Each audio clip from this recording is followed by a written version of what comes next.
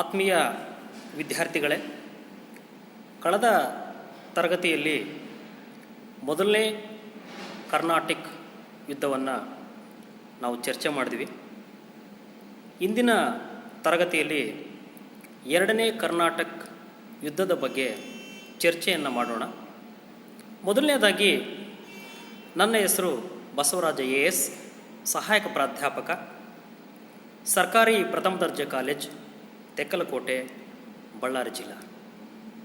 ನಾವು ಇವತ್ತು ಚರ್ಚೆ ಮಾಡುವಂತಹ ಪೇಪರ್ ಮಾಡರ್ನ್ ಇಂಡಿಯನ್ ಹಿಸ್ಟ್ರಿ, ಆಧುನಿಕ ಭಾರತದ ಇತಿಹಾಸ, program BA, subject history, semester 5th, university Vijayanagara Srikrishna Devaraya university, Ballari, session 6ನೇ ಸೆಷನ್. ನಮಗೆ ಯಾವ ಒಂದು ಯೂನಿಟ್ ಅಂತಂದರೆ 5ನೇ ಸೆಮಿಸ್ಟರ್ನಲ್ಲಿ ಬರುವಂತಹ ಮೊದಲನೇ ಅಧ್ಯಾಯ ಅಡ್ವೆಂಟ್ ಆಫ್ ಯುರೋಪಿಯನ್ಸ್, ಯುರೋಪಿಯನ್ನರ ಆಗಮನ. ಅಂದರೆ ಎಲ್ಲಿಗೆ ಆಗಮನ? ಯುರೋಪಿಯನ್ನರು ಭಾರತಕ್ಕೆ ಬಂದರು ಅಂತ ನಾವು ನೋಡಬೇಕಾಗುತ್ತೆ. ಅದರಲ್ಲಿ ನಾವು ಪ್ರಮುಖವಾಗಿರುವಂತಹ ಒಂದು ಘಟಕ ಅಂದರೆ ಸೆಕೆಂಡ್ ಆಂಗ್ಲೋ ಫ್ರೆಂಚ್ ವಾರ್ ಅಂತ ನಾವು ಕರಿತೀವಿ. ಎರಡನೇ ಆಂಗ್ಲೋ ಫ್ರೆಂಚ್ ಯುದ್ಧ, ಅರ್ಥಾತ್ ಎರಡನೇ ಕರ್ನಾಟಕ ಯುದ್ಧ ಅಂತ ಅದನ್ನು ಕರಿತೀವಿ.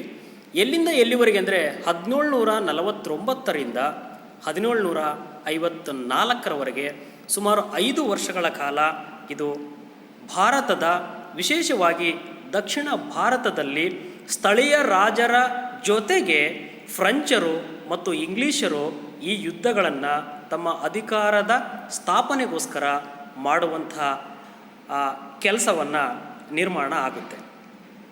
ನಾವು ಮೊದಲನೇದಾಗಿ ಎರಡನೇ ಕರ್ನಾಟಕ ಯುದ್ಧದ ಬಗ್ಗೆ ಪ್ರಮುಖವಾಗಿರುವಂಥ ಅಂಶಗಳನ್ನು ನೋಡೋದಾದರೆ facts about the second Carnatic war ಅಂತ ಕರಿತೀವಿ. ಅಂದರೆ ಎರಡನೇ ಕರ್ನಾಟಕ ಯುದ್ಧದ ಪ್ರಮುಖ ಅಂಶಗಳು ಏನು? ಪ್ರಮುಖ ಅಂಶಗಳು ಒಂದೊಂದು ನಾವು ನೋಡೋದಾದರೆ, ಫೌಟ್ ಬಿಟ್ವೀನ್, ಯಾರ್ಯಾರ ನಡುವೆ ನಡೀತು ಈ ಸ್ಪರ್ಧೆ ಅಥವಾ ಹೋರಾಟ. Different claimants to the posts of Nizam of Hyderabad and the Nawab of Carnatic, each claimant being supported either by British or the French ಅಂತ ನಾವು ಕರಿತೀವಿ. ಇಲ್ಲಿ ನಮಗೆ ಪ್ರಮುಖವಾಗಿ ಹೈದರಾಬಾದಿನ ಉತ್ತರಾಧಿಕಾರತ್ವದ ಸಿಂಹಾಸನ, ಹೈದರಾಬಾದಿನ ಉತ್ತರಾಧಿಕಾರತ್ವದ ಸಿಂಹಾಸನಕ್ಕೋಸ್ಕರ ಇಲ್ಲಿ ಯುದ್ಧ ಆಗುತ್ತೆ. ಅದರ ಜೊತೆಗೆ ಅದೇ ರೀತಿಯಾಗಿ ಈ ಹೈದರಾಬಾದಿನ ನಿಜಾಮಗಿರಿಗೋಸ್ಕರ ನಮಗೆ ಪ್ರಮುಖವಾಗಿ ಬ್ರಿಟಿಷರು ಮತ್ತು ಫ್ರೆಂಚರು ತಮ್ಮನ್ನು ತಾವು ಒಂದು ಅಧಿಕಾರದ ಪರೀಕ್ಷೆಯನ್ನು ಮಾಡಿಕೊಳ್ಳುವಂತಹ ಪ್ರಯತ್ನವನ್ನು ಮಾಡ್ತಾರೆ. ಒಂದನೇ ಅಂಶ. ಇನ್ನು ಎರಡನೇದು ಪೀಪಲ್ ಇನ್ವಾಲ್ವ್ಡು. ಇಲ್ಲಿ ಯಾರ್ಯಾರು ಈ ಒಂದು ಯುದ್ಧದಲ್ಲಿ ತೊಡಗಿಸಿಕೊಂಡಿರ್ತಾರೆ ಅಥವಾ ಪಾಲ್ಗೊಂಡಿರ್ತಾರೆ ಅಂತ ನೋಡೋದಾದರೆ, ಮಹಮ್ಮದ್ ಅಲಿ ಮತ್ತು ಚಂದಾ ಸಾಹೇಬ್. ಇವರು ಕರ್ನಾಟಿಕ್ ಅಥವಾ ಅರ್ಕಾಟ್ ಪ್ರದೇಶದ ಸಿಂಹಾಸನಕ್ಕೋಸ್ಕರ ಇವರಿಬ್ಬರ ನಡುವೆ ಸ್ಪರ್ಧೆ ಎನ್ನುವಂಥದ್ದು ಉಂಟಾಗುತ್ತೆ. ಅದರ ಜೊತೆಗೆ Muzaffar Jang and Nasir Jang for the post of Nizam of Hyderabad. ಹೈದರಾಬಾದಿನ ಸಿಂಹಾಸನಕ್ಕೋಸ್ಕರ ಅಥವಾ ನವಾಬಗಿರಿಗಾಗಿ ಇಲ್ಲಿ ಮುಜಾಫರ್ ಜಂಗ್ ಮತ್ತು ನಾಸಿರ್ ಜಂಗನ ನಡುವೆ ಒಂದು ಸ್ಪರ್ಧೆ ಅಥವಾ ಒಂದು ಪೈಪೋಟಿ ಎನ್ನುವಂಥದ್ದು ಉಂಟಾಗಿರುತ್ತೆ. ಯಾವಾಗ ಅಂತಂದರೆ 1749 to 1754 ಅಂತ ನಾವು ಕರಿತೀವಿ.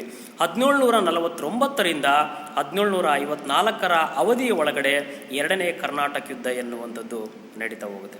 ವೇರ್ ಕರ್ನಾಟಿಕ್ ಎನ್ನುವಂಥ ಪ್ರದೇಶ ಅಂದರೆ ಸೌತ್ರನ್ ಇಂಡಿಯಾ, ದಕ್ಷಿಣ ಭಾರತದ ಒಂದು ಕರ್ನಾಟಿಕ್ ಎನ್ನುವಂತಹ ಪ್ರದೇಶದ ಅಲ್ಲಿ ಇದು ನಡೀತಾ ಇರುತ್ತೆ.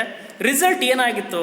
ಮುಜಾಫರ್ Jang become Hyderabad Nizam, Mohammed Ali become the nawab of Carnatic ಅಂತ ಕರಿತೀವಿ. ಇಲ್ಲಿ ಮುಜಾಫರ್ ಜಂಗು ಆಕಸ್ಮಿಕವಾಗಿ ಮರಣ ಹೊಂತಾನೆ. ಸಲಾಬತ್ ಜಂಗ್ ಎನ್ನುವಂಥವನು ಫೈನಲ್ ಆಗಿ ಹೈದರಾಬಾದಿನ ನಿಜಾಮನಾಗ್ತಾನೆ. ಮಹಮ್ಮದ್ ಅಲಿ ಎನ್ನುವಂಥವನು ಫೈನಲ್ ಆಗಿ ಇಲ್ಲಿ ಕರ್ನಾಟಿಕ್ ಎನ್ನುವಂತಹ ಪ್ರದೇಶದ ನವಾಬನಾಗ್ತಾನೆ. ಅಂತಿಮವಾಗಿರುವಂಥ ಫಲಿತಾಂಶಗಳು.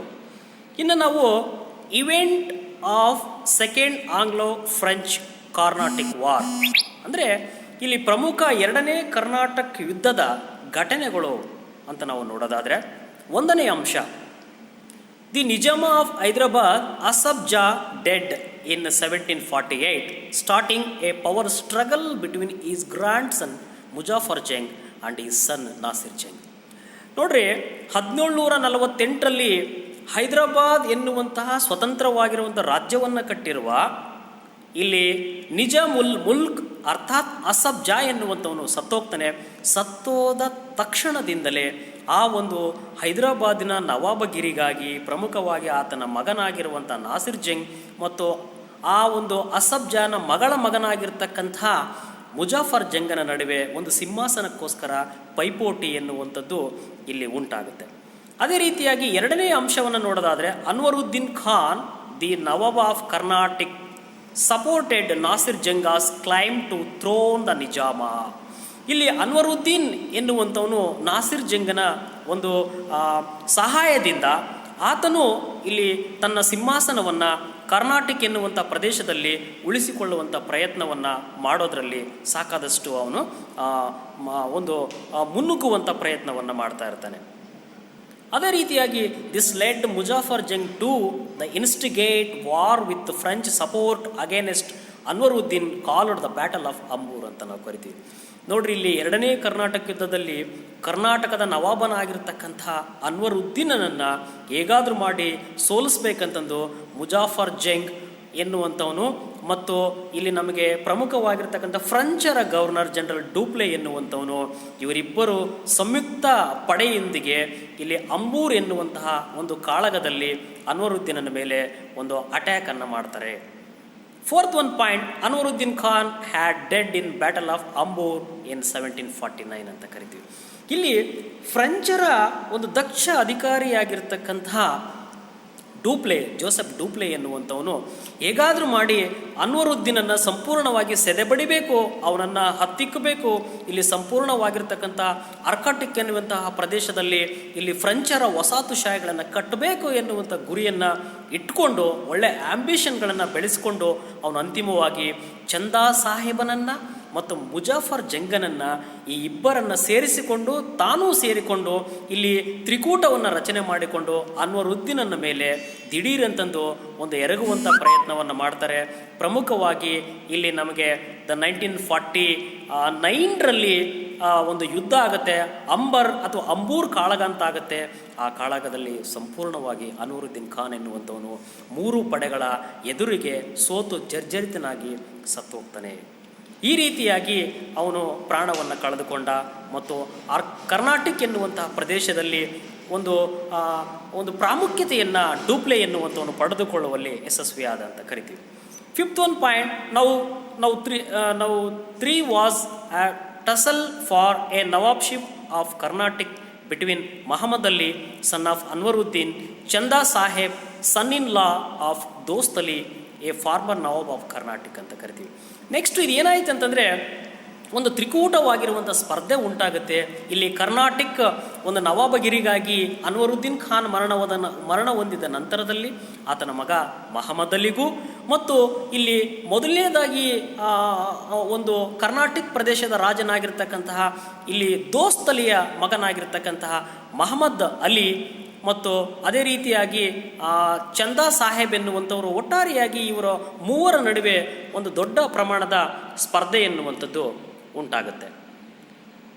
ನೆಕ್ಸ್ಟು ಅದಾದ ನಂತರದಲ್ಲಿ ಒಂದು 6ನೇ ಅಂಶವನ್ನು ನಾವು ಪರಿಗಣಿಸೋದಾದರೆ, ದಿಸ್ ಲೆಡ್ ಟು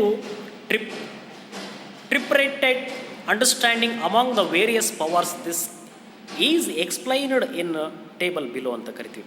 ಇವರ ಒಂದು ತ್ರಿಕೂಟದ ಒಂದು ಸ್ಪರ್ಧೆಯನ್ನು ನೋಡೋದಾದರೆ, ಮೊದಲನೇದಾಗಿ ಮುಜಾಫರ್ ಜಂಗ್, ಚಂದಾ ಸಾಹೇಬ್, ಫ್ರೆಂಚ್. ಇಲ್ಲಿ ನೋಡ್ರಿ ಏನಾಗುತ್ತೆ, ಯುರೋಪಿನ ಪ್ರಬಲ ವ್ಯಾಪಾರಕ್ಕಾಗಿ ಬಂದಿರುವಂಥ ಪ್ರಬಲ ರಾಷ್ಟ್ರಗಳು ಫ್ರೆಂಚರು ಮತ್ತು ಬ್ರಿಟಿಷರು ಈ ಸ್ಥಳೀಯ ರಾಜರ ನಡುವೆ ತಮ್ಮ ಅಧಿಪತ್ಯತೆಯನ್ನು ಸ್ಥಾಪನೆ ಮಾಡಲಿಕ್ಕೆ ಸ್ಥಳೀಯ ರಾಜರಿಗೆ ಯಾವ ರೀತಿಯಾಗಿರ್ತಕ್ಕಂಥ ಒಂದು ಬೆಂಬಲವನ್ನು ಸೂಚಿಸಿದರು ಅಂತ ನೋಡೋದಾದರೆ, ಮುಜಾಫರ್ ಜಂಗ್ ಮತ್ತು ಚಂದಾ ಸಾಹೇಬರಿಗೆ ಫ್ರೆಂಚರು ಬೆಂಬಲ ಕೊಟ್ಟರು, ನಾಸಿರ್ ಜಂಗ್ ಮತ್ತು ಮಹಮ್ಮದ್ ಅಲಿಗೆ ಬ್ರಿಟಿಷರು ಬೆಂಬಲವನ್ನು ಕೊಟ್ಟರು. ಈ ರೀತಿಯಾಗಿ ಒಂದು ತಮ್ಮ ಅಧಿಕಾರದ ಒಂದು ಮಹತ್ವಾಕಾಂಕ್ಷೆಯನ್ನು ರೂಪಿಸಿಕೊಳ್ಳಲಿಕ್ಕೆ ಇಲ್ಲಿ ಫ್ರೆಂಚರು ಮತ್ತು ಬ್ರಿಟಿಷರು ತಮ್ಮನ್ನು ತಾವು ತೊಡಗಿಸಿಕೊಂಡ್ರು ಅಂತ ನಾವು ಅರ್ಥ ಮಾಡಿಕೊಳ್ಬೋದು. The next 7 point, after Anwaruddin's death his son Mohammed Ali fled to Trichy, then Chanda Sahib was proclaimed the nawab of Karnataka ಅಂತ ಕರಿತೀವಿ. ಯಾವಾಗ ಅಂಬರ್ ಕಾಳಗದಲ್ಲಿ ಅನ್ವರುದ್ದೀನ್ ಖಾನ್ ಎನ್ನುವಂಥವನು ಮರಣ ಹೊಂದಿದ ನಂತರದಲ್ಲಿ ಆತನ ಮಗನಾಗಿರ್ತಕ್ಕಂಥ ಮಹಮ್ಮದ್ ಅಲಿ ಎನ್ನುವಂಥವನು ತಿರುಚನಾಪಳ್ಳಿ ಕೋಟೆಗೆ ಹೋಗಿ ತಪ್ಪಿಸಿಕೊಳ್ತಾನೆ. ಹೀಗೆ ಖಾಲಿಯಾಗಿರ್ತಕ್ಕಂತಹ ಕರ್ನಾಟಕ ಎನ್ನುವಂತಹ ಒಂದು ಸಿಂಹಾಸನಕ್ಕೆ ಇಲ್ಲಿ ಚಂದಾ ಸಾಹೇಬ್ ಎನ್ನುವಂಥವನು ತನ್ನ ಹಕ್ಕನ್ನು ಸಾಧಿಸ್ತಾನೆ, ತನ್ನ ಉತ್ತರಾಧಿಕಾರತ್ವವನ್ನು ಸ್ಥಾಪಿಸಿಕೊಂಡು ಕರ್ನಾಟಕ ಎನ್ನುವಂಥ ಪ್ರದೇಶದ ನವಾಬನಾಗ್ತಾನೆ. Then French force marched on to the Deccan and fought and killed Nizam of Hyderabad ಅಂತ ನಾವು ಕರಿತೀವಿ. ಇದೇ ಥರ ಇಲ್ಲಿ ಹೈದರಾಬಾದಿನ ಸಿಂಹಾಸನದಲ್ಲಿನೂ ಅಲ್ಲಿ ಒಂದು ಉತ್ತರಾಧಿಕಾರತ್ವವನ್ನು ಪಡೆಯಲಿಕ್ಕೆ ನಮಗೆ ಪ್ರಮುಖವಾಗಿ ಫ್ರೆಂಚರು ದೊಡ್ಡ ಮಟ್ಟದ ಒಂದು ಸೈನ್ಯದ ಬಲವನ್ನು ಇಟ್ಕೊಂಡು ಅಲ್ಲಿ ಮುತ್ತಿಗೆಯನ್ನು ಹಾಕುವಂಥ ಒಂದು ಪ್ರಯತ್ನವನ್ನು ಪಟ್ಟರು. 9th one point, however, Muzaffar Jung was killed a couple of months later and the French installed Salabat Jung as the Nizam ಅಂತ ನಾವು ಕರಿತೀವಿ. ಇಲ್ಲಿ ನಾಸಿರ್ ಜಂಗ್ ಮತ್ತು ಮುಜಾಫರ್ ಜಂಗನ ನಡುವೆ ಒಂದು ಪೈಪೋಟಿ ಎನ್ನುವಂಥದ್ದು ಉಂಟಾದಾಗ ಅಂತಿಮವಾಗಿ ಫ್ರೆಂಚರ ಅದರಲ್ಲಿ ಡೂಪ್ಲೆಯ ಬೆಂಬಲದಿಂದ ಮುಜಾಫರ್ ಜಂಗ್ ಎನ್ನುವಂಥವನು ಸಿಂಹಾಸನಕ್ಕೆ ಹೈದರಾಬಾದಿನ ನಿಜಾಮನಾಗುವಲ್ಲಿ ಯಶಸ್ವಿಯಾಗ್ತಾನೆ. ಬಟ್ ಅನ್ಎಕ್ಸ್ಪೆಕ್ಟೆಡ್ ಆಗಿ ಏನಾಗುತ್ತೆ ಅಂತಂದರೆ ಮುಜಾಫರ್ ಜಂಗ್ ಎನ್ನುವಂಥವನು ಆಕಸ್ಮಿಕವಾಗಿ ಅವನು ಮರಣಕ್ಕೆ ತುತ್ತಾದ ನಂತರದಲ್ಲಿ ಇಲ್ಲಿ ಅಸಫ್ ಜಾನ 3ನೇ ಮಗನಾಗಿರ್ತಕ್ಕಂಥ ಸಲಾಬತ್ ಜಂಗ್ ಎನ್ನುವಂಥವನು ಇಲ್ಲಿ ಹೈದರಾಬಾದಿನ ನಿಜಾಮನಾಗ್ತಾನೆ. ಒಟ್ಟಾರೆಯಾಗಿ ಫ್ರೆಂಚರು ತಮ್ಮ ಪ್ರಾಬಲ್ಯತೆಯನ್ನು, ತಮ್ಮ ಅಧಿಕಾರದ ಒಂದು ಸುಪ್ರಮಸಿಯನ್ನು ಮೆರೆದ್ರು. ಅರ್ಕಾಟ್ನಲ್ಲಿನೂ ತಮ್ಮ ಪರವಾಗಿರ್ತಕ್ಕಂಥ ವ್ಯಕ್ತಿ ರಾಜನಾಗ್ತಾನೆ ಮತ್ತು ಹೈದರಾಬಾದಿನಲ್ಲಿನೂ ತಮ್ಮ ಪರವಾಗಿರ್ತಕ್ಕಂಥ ಯುರೋಪಿನ ಮತ್ತೊಂದು ಪ್ರಬಲ ಸ್ಪರ್ಧೆಯಾಗಿರ್ತಕ್ಕಂತಹ ಫ್ರೆಂಚರು ತಮ್ಮ ಸ್ಥಳೀಯವಾಗಿ ಅಧಿಕಾರದ ಪ್ರಾಮುಖ್ಯತೆಯನ್ನು ಕಂಡುಕೊಂಡಾಗ ಮತ್ತೊಂದು ಪ್ರಬಲವಾಗಿರ್ತಕ್ಕಂತಹ ಇಂಗ್ಲೆಂಡ್ನವರು ಅಥವಾ ಇಂಗ್ಲೀಷರು ನಾವು ಇವರನ್ನು ಹೇಗಾದರೂ ಮಾಡಿ ಅಧಿಕಾರದಿಂದ ಕೆಳಗಿಳಿಸಬೇಕು ಮತ್ತು ಫ್ರೆಂಚರನ್ನು ಹತೋಟಿಗೆ ತರಬೇಕಂತಂದು ಇಲ್ಲಿ ನಮಗೆ ಪ್ರಮುಖವಾಗಿ ಅನ್ವರುದ್ದೀನ್ ಖಾನ್ನ ಮಗನಾಗಿರ್ತಕ್ಕಂಥ ಮಹಮ್ಮದ್ ಅಲಿಗೆ ಒಂದು ಸಂಪೂರ್ಣವಾಗಿರ್ತಕ್ಕಂಥ ಬೆಂಬಲವನ್ನು ಕೊಡಲಿಕ್ಕೆ ಅವರು ಮುಂದಾಗ್ತಾರೆ. 12ನೇ ಅಂಶವನ್ನು ನೋಡೋದಾದರೆ, Robert Clive attacked Arcot, the capital of Carnatic, as diversionary tactic. This is called the siege of Arcot in which the British won ಅಂತ ನಾವು ಕರಿತೀವಿ. ಯಾವಾಗ ರಾಬರ್ಟ್ ಕ್ಲೈವ್ ಎನ್ನುವಂಥ ಹೊಸದಾಗಿ ಬಂದಿರತಕ್ಕಂತಹ ಒಬ್ಬ ಚತುರ ನೀತಿಗಾರ, ಒಬ್ಬ ಪ್ರಮುಖ ದಂಡನಾಯಕ ಎನ್ನುವಂಥವನು ಇಲ್ಲಿ ಪ್ರಮುಖವಾಗಿ ಕಾರ್ನಾಟಿಕ್ ಎನ್ನುವಂತಹ ಪ್ರದೇಶದ ಮೇಲೆ ಮುತ್ತಿಗೆಯನ್ನು ಹಾಕ್ತಾನೆ. ಮುತ್ತಿಗೆ ಹಾಕಿ ಇಲ್ಲಿ ಮಹಮ್ಮದ್ ಅಲಿ ಎನ್ನುವಂಥ ಒಬ್ಬ ವ್ಯಕ್ತಿಯನ್ನು ಆ ಸಿಂಹಾಸನದ ಮೇಲೆ ತರುವಲ್ಲಿ ಯಶಸ್ವಿಯಾದ ಅಂತ ನಾವು ಕರಿತಾ ಹೋಗ್ತೀವಿ. ಇನ್ನು 13ನೇ ಅಂಶವನ್ನು ನೋಡಿದಾಗ, after this many battles are fought, the Chanda Sahib was killed in one of them, thus Muhammad Ali was installed as the Nawab of Carnatic ಅಂತ ಕರಿತೀವಿ. ಯಾಕೆಂದರೆ ಇಲ್ಲಿ ಹೈದರಾಬಾದಿನ ಸಿಂಹಾಸನದಲ್ಲಿ ಕಾವಲುಗಾರನಾಗಿರ್ತಕ್ಕಂಥ ಬುಸ್ಸಿ ಎನ್ನುವಂಥವನು ಸಲಾಬತ್ ಜಂಗನಿಗೆ ಒಂದು ಕಾವಲುಗಾರನಾಗಿರ್ತಾನೆ. ಯಾವಾಗ ಆ ಸಲಾಬತ್ ಜಂಗಿ ಎನ್ನುವಂಥವನು ಬ್ರಿಟಿಷರ ಪಕ್ಷವನ್ನು ವಹಿಸಿಕೊಂಡಾಗ ಇಲ್ಲಿ ಬುಸ್ಸಿ ಎನ್ನುವಂಥವನಿಗೆ ಸೋಲಾಗುತ್ತೆ, ಅವನು ಹಿಂದಿರುಗ್ತಾನೆ. ಅದೇ ರೀತಿಯಾಗಿ ಅಲ್ಲಿ ಒಂದು ಸೈನಿಕ ಬಲದ ಕಡಿಮೆ ಒಂದು ಫೋರ್ಸಿನ ಪ್ರಮಾಣ ಕಡಿಮೆಯಾದಾಗ ಇಲ್ಲಿ ಚಂದಾ ಸಾಹೇಬ್ ಎನ್ನುವಂಥವನು ರಾಬರ್ಟ್ ಕ್ಲೈವನ ಮತ್ತು ಮಹಮ್ಮದ್ ಅಲಿಯ ಮುತ್ತಿಗೆಯಿಂದ ತಪ್ಪಿಸಿಕೊಂಡು ಮತ್ತು ಅವ್ರ ಮೇಲೆ ಅಟ್ಯಾಕ್ ಮಾಡಲಿಕ್ಕೆ ತನ್ನ ಮಗನಾಗಿರ್ತಕ್ಕಂಥ ರಾಜಾ ಸಾಹೇಬನನ್ನು ಕಳಿಸ್ತಾನೆ. ರಾಜಾ ಸಾಹೇಬ್ ಎನ್ನುವಂಥವನು ರಾಬರ್ಟ್ ಕ್ಲೈವನ ಒಂದು ಪ್ರತಿತಂತ್ರದಿಂದ ಅವನು ಸೋತು ಪಲಾಯನವನ್ನು ಮಾಡ್ತಾನೆ. ಅಂತಿಮವಾಗಿ ಚಂದಾ ಸಾಹೇಬ್ ಎನ್ನುವಂಥವನು ತಿರುವಂಕೂರಿನ ರಾಜನಿಂದ ಕೊಲೆಗೀಡಾದ ಇಲ್ಲಿ ಮಹಮ್ಮದ್ ಅಲಿ ಎನ್ನುವಂಥವನು ಕರ್ನಾಟಕ ಎನ್ನುವಂಥ ಪ್ರದೇಶದ ರಾಜನಾಗ್ತಾನೆ. ದ 14th ಪಾಯಿಂಟ್ ನೋಡಿದಾಗ, the war ended with treaty of Pondicherry in 1754 ಅಂತ ಕರಿತೀವಿ. ಅಂತಿಮವಾಗಿ 2ನೇ ಕರ್ನಾಟಕ ಯುದ್ಧ ಪಾಂಡಿಚೇರಿಯ ಒಪ್ಪಂದದೊಂದಿಗೆ ಕೊನೆಗೊಂಡಿತು ಅಂತ ನಾವು ಕರಿತಾ ಹೋಗ್ತೀವಿ. ದ ಲಾಸ್ಟ್ ಕೊನೆಯದಾಗಿರ್ತಕ್ಕಂಥದ್ದು effect of the second Carnatic war, ಅಂದರೆ ಇಲ್ಲಿ 2ನೇ ಕರ್ನಾಟಕ ಯುದ್ಧದ ಪರಿಣಾಮಗಳೇನು, ಫಲಿತಾಂಶಗಳು ಏನಂತ ನಾವು ನೋಡೋದಾದರೆ, although the French gained the northern Circars, Dupleix was the criticized by these French authorities because of heavy loss to the French company ಅಂತ ಕರಿತೀವಿ. ಇಮಿಡಿಯೇಟ್ ಆಗಿ 2ನೇ ಕರ್ನಾಟಕ ಯುದ್ಧದ ಸೋಲಿನ ಘಟ್ಟದಲ್ಲಿ ಫ್ರೆಂಚ್ ಸರ್ಕಾರ ಎನ್ನುವಂಥದ್ದು ಡೂಪ್ಲೆಯನ್ನು ವಾಪಸ್ ಕರೆಸಿಕೊಳ್ಳುತ್ತೆ, ಅವನಿಗೆ ಒಂದು ವಿಮರ್ಶೆಯನ್ನು ಮಾಡುತ್ತೆ, ಆತನಿಗೆ ಒಂದು ತರಾಟೆಯನ್ನು ತೆಗೆದುಕೊಳ್ಳುತ್ತೆ. ಹೀಗಾಗಿ ನಿನ್ನಿಂದ ದೊಡ್ಡ ಮಟ್ಟದ ಯುದ್ಧದ ನಷ್ಟ ಉಂಟಾಯಿತು ಅಂತ ಏನೆಲ್ಲ ಸಾಧನೆಗಳನ್ನು ಮಾಡಿದ್ರೂ ಅಂತಿಮವಾಗಿ ಅವನು ಕ್ರಿಟಿಸಿಸಮ್ಗೆ ಒಳಗಾಗ್ತಾನೆ ಅಂತ ನಾವು ಕರಿಬೋದು. ಇಲ್ಲಿ ಫ್ರೆಂಚರು ಉತ್ತರ ಸರ್ಕಾರಗಳನ್ನು ಹೈದರಾಬಾದ್ನಲ್ಲಿ ಪಡ್ಕೊಡ್ತಾರೆ. ಎರಡನೇ ಒಂದು ಪರಿಣಾಮ ನೋಡಿದ್ರೆ Dupleix was called back to France. He was replaced by Charles Robert Godeheu who signed the treaty of Pondicherry. ಯಾವಾಗ ಆತನನ್ನು ವಾಪಸ್ ಫ್ರೆಂಚ್ ಸರ್ಕಾರ ಎನ್ನುವಂಥದ್ದು ಹಿಂದಕ್ಕೆ ಕರೆಸಿಕೊಂಡಾಗ ಅಂತಿಮವಾಗಿ ಆತನ ಒಂದು ಸ್ಥಾನಕ್ಕೆ ಗುಡೆಹು ಎನ್ನುವಂಥ ಮತ್ತೊಬ್ಬ ಗವರ್ನರ್ ಜನರಲನ್ನು ಫ್ರೆಂಚ್ ಸರ್ಕಾರ ನೇಮಕ ಮಾಡುತ್ತೆ. ಅಂತಿಮವಾಗಿ ಅವನು ಇಂಗ್ಲೀಷರೊಂದಿಗೆ ಒಂದು ಒಪ್ಪಂದವನ್ನು ಮಾಡಿಕೊಂಡು ಎರಡನೇ ಕರ್ನಾಟಕ ಯುದ್ಧಕ್ಕೆ ಮುಕ್ತಾಯವನ್ನು ಮಾಡ್ತಾನೆ. ಅದುವೇ ಪಾಂಡಿಚೇರಿ ಒಪ್ಪಂದ 1754 ಅಂತ ಕರಿತೀವಿ. Third one point, as per the treaty the English and French were to the indulge only in commercial activities in India, not interfere in subcontinental political affairs ಅಂತ ನಾವು ಕರಿತೀವಿ. ನೋಡ್ರಿ, ಅಂತಿಮವಾಗಿ ಈ ಟ್ರೀಟಿಯೊಂದಿಗೆ ಏನಾಗ್ಬಿಡ್ತಂತಂದರೆ ಫ್ರೆಂಚರು ಕೇವಲ ತಮ್ಮ ವ್ಯವಹಾರದ ವ್ಯಾಪ್ತಿ ಎಷ್ಟಿದೆ ಅಷ್ಟಕ್ಕೆ ಮಾತ್ರ ಸೀಮಿತರಾಗಬೇಕು ಮತ್ತು ಇನ್ನಿತರ ಬೇರೆ ಆಗಿರ್ತಕ್ಕಂಥ ಸ್ಥಳೀಯವಾಗಿ ಮತ್ತು ವ್ಯವಹಾರದಲ್ಲಿ ಒಂದು ರಾಜಕೀಯವಾಗಿರುವಂತಹ ವ್ಯವಹಾರದಲ್ಲಿ ಯಾವುದೇ ರೀತಿಯಾಗಿರುವಂತಹ ಒಂದು ಕೈ ಹಾಕುವಂತಿಲ್ಲ ಮತ್ತು ಅದರಲ್ಲಿ ತಮ್ಮನ್ನು ತೊಡಗಿಸಿಕೊಳ್ಳುವಂತಿಲ್ಲ ಎನ್ನುವಂಥ ಅಂತಿಮ ಆ ಒಪ್ಪಂದದ ಪ್ರಕಾರ ಬದ್ಧರಾಗ್ತಾರೆ. ಹೀಗೆ ಎರಡನೇ ಕರ್ನಾಟಕ ಯುದ್ಧ ಎನ್ನುವಂಥದ್ದು ಫ್ರೆಂಚರ ಒಂದು ಅವನತಿಯ ಪ್ರಮುಖವಾಗಿರ್ತಕ್ಕಂಥ ಸೂಚಕ ಅಂತ ನಾವು ಕರಿಬೇಕಾಗುತ್ತೆ. ಹೀಗೆ ಡಿಯರ್ ಫ್ರೆಂಡ್ಸ್, ನಮಗೆ ಪ್ರಮುಖವಾಗಿ ಎರಡನೇ ಕರ್ನಾಟಕ ಯುದ್ಧದಿಂದ ತಿಳಿದು ಬರುವಂಥದ್ದು ಏನಂತಂದರೆ, ಇಲ್ಲಿ ಇಂಗ್ಲೀಷರು ಪ್ರಬಲರಾಗ್ತಾ ಹೋಗ್ತಾರೆ, ಫ್ರೆಂಚರು ಇಲ್ಲಿ ತಮ್ಮ ಅವನತಿಯನ್ನು ಕಂಡುಕೊಳ್ತಾ ಹೋಗ್ತಾರೆ ಅಂತ ನಾವು ಕರಿಬೋದು. Thank you.